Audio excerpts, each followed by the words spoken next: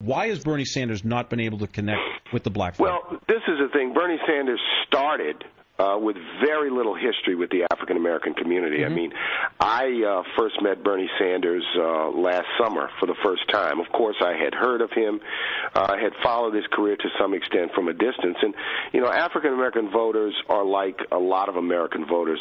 The familiar, the person they know, the person they've seen stand up, fall down, and stumble sometimes is a better bet than sort of a new face or someone who's fresh to the scene.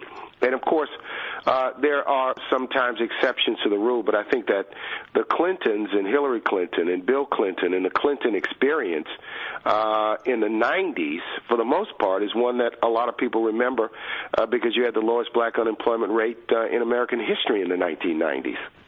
And so I think people recall those days to some extent, and there's some familiarity. I mean, Bernie Sanders, of course, has come with a message that's resonated with a lot of voters.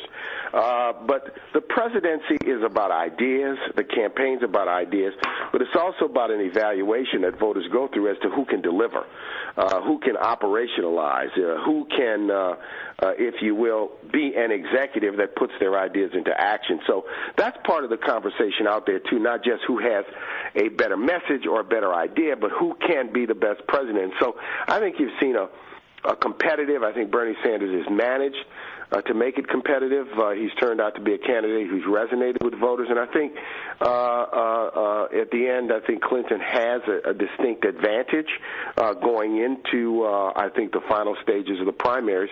But Bernie has run a very credible campaign.